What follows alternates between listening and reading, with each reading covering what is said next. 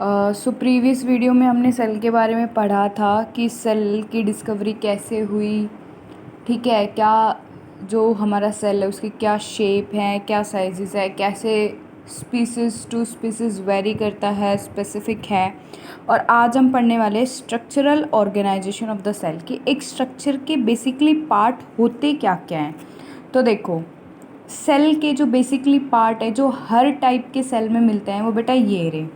देखो, सबसे पहले होती है इसकी प्लाज्मा मेम्ब्रेन। ये जो सबसे वाली आउटर कवरिंग नहीं, जिगजैग नहीं, ये जो एक सर्कल जा रहा है इसकी ये जो आउटर लाइन है ये आपकी प्लाज्मा मेम्ब्रेन है। ये बीच में जो है ये न्यूक्लियस है। न्यूक्लियस के बाहर जो बाउंड्री होती है वो होती है आपकी न्यूक्लियर मेम्ब्रेन। क्या होती है? Nuclear membrane.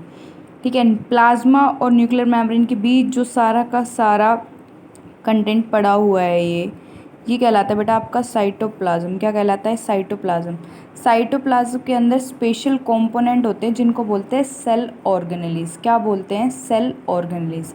मतलब बेसिकली सेल के जो पार्ट हैं वो क्या क्या हैं? Plasma membrane, nucleus, cytoplasm. और ये देखो, एक बात और बता देती हूँ, ये जो जिगजैग वाली आपको लेयर दिख रही है ये होती है सेल वॉल। क्या होती है? Cell wall. ये सिर्फ प्लांट सेल में प्रेजेंट होती है। आगे हम इन सारी की सारी सेल ऑर्गेनेलीज के बारे में डिटेल में पढ़ेंगे। तो जो बेसिकली स्ट्रक्चर ऑर्गेनाइजेशन है किसी भी सेल का वो ये ही है कि सेल बेसिकली तीन चार पार्ट हैं सेल के, that is plasma membrane, nucleus, nuclear membrane, cytoplasm. Cytoplasm के अंदर जो आपके स्पेशल कंपोनेंट है डेट आर सेल ऑर्गेनेलीज। ये अलग अलग टाइप के हैं। जैसे एक आपका घर होता है ना, इसकी बाहर बाउंड्री है, फिर इसके अंदर रूम है, फिर रूम सबका सेपरेट रूम है। जैसे जो साइटोप्लाज्म है वो खाली जगह है। ठीक है, यहाँ पे सबके अपने अपने पर्टिकुलर कंपोनेंट्स बने हुए हैं स्पेशल, किसी का कोई काम है। जैसे आपके घर में मम्मी का अलग काम है, पापा का अलग काम है, सब कुछ है, पर एक क्या बना हुआ है, एक अलग अलग पार्ट मिलके क्या बना रहे? एक फैमिली बना रहे। क्या बना रहे? एक फैमिली बना रहे।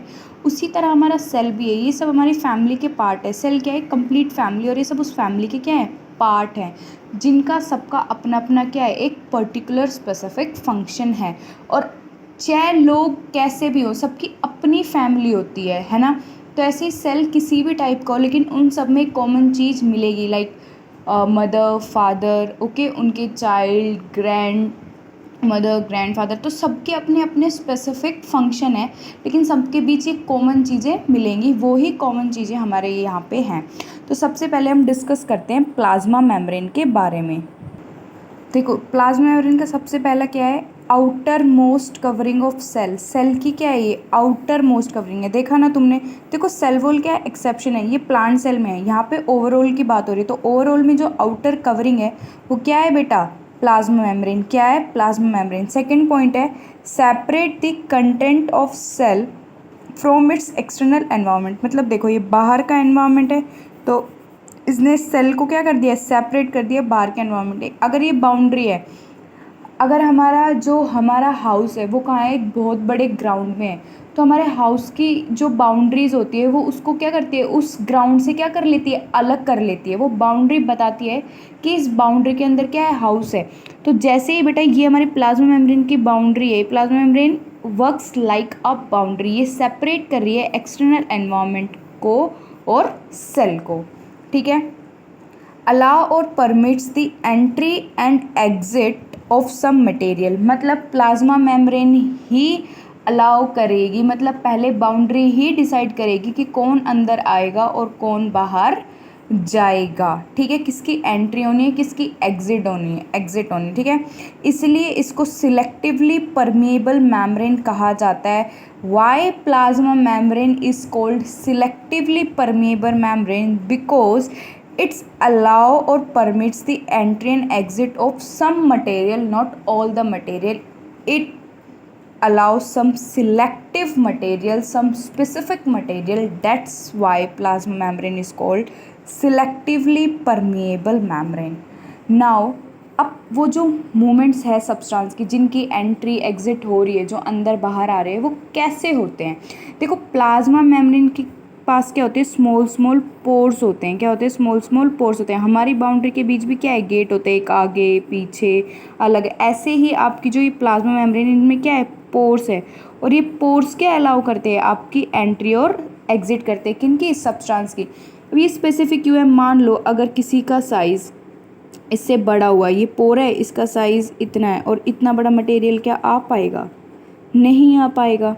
तो इसीलिए क्या बोला है इसको, सिलेक्टिवली परमेबल मेम्ब्रेन, क्योंकि ये स्पेसिफिक सब्सटेंस को ये क्या करती है, अलाउ करती है, क्या करती है, अलाउ करती है।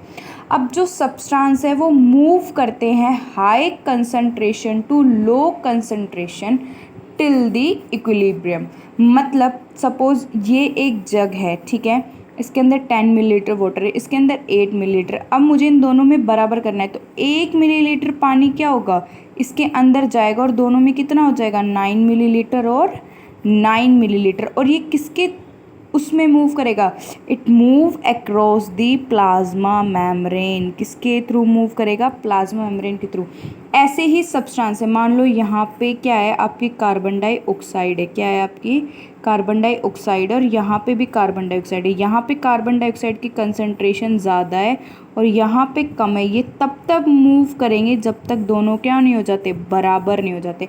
इसलिए मूवमेंट ऑफ सब्सटेंस भी क्या होती है, प्लाज्मा मेम्ब्रेन के अक्रॉस होती है। तो जैसे ये प्लाज्मा मेम्ब्रेन है और बाहर इसका क्या है, ये एनवायरनमेंट है, यहाँ पे क्या है, बाहर एक्सटर्नल एनवायरनमेंट में कार्बन डाइऑक्साइड है और यहाँ पे अंदर कार्बन डाइऑक्साइड है। तो ये तब तक मूव करेगी जब तक दोनों की कंसंट्रेशन, दोनों की मात्रा बराबर नहीं हो जाती। इन कंसंट्रेशन के बेसिस पे ही दो टर्म मिली है हमें, that is diffusion and osmosis. वो हम नेक्स्ट वीडियो में पढ़ेंगे।